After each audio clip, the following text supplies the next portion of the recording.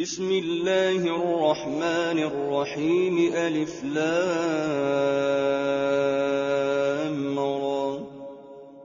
كتاب أحكمت آياته ثم فصلت من لدن حكيم خبير ألا تعبدوا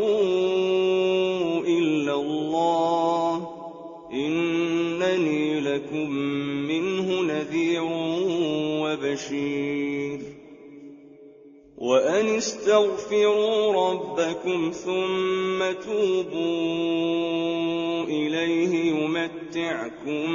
متاعا حسنا إلى أجل مسمى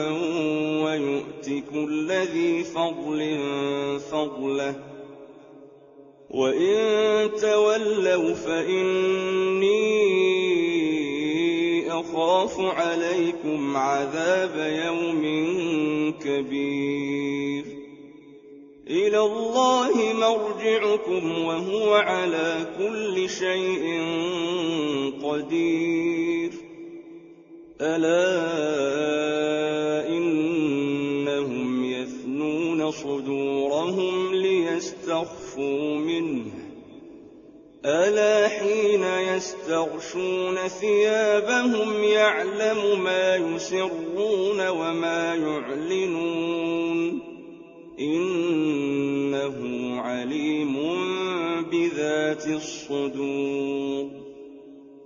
وما من دابة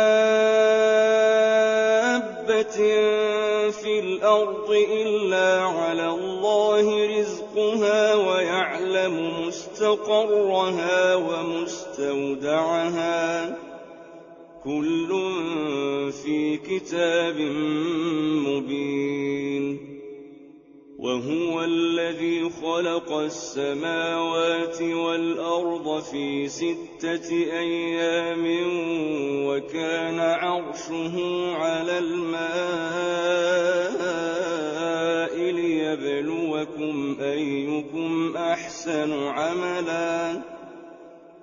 ولئن قلت إنكم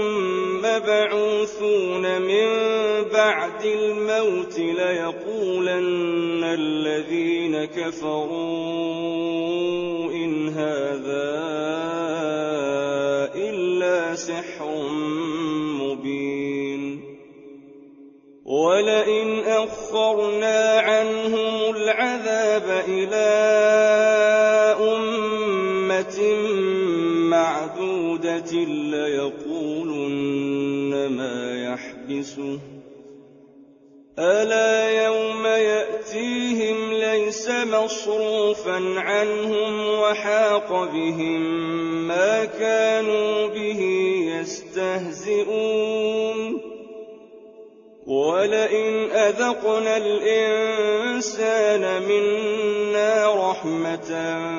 ثم نزعناها منه إنه ليئوس كفور ولئن أذقناه نعماء بعد ضراء مسته ليقولن ذهب السيئات عني إنه لفرح فخور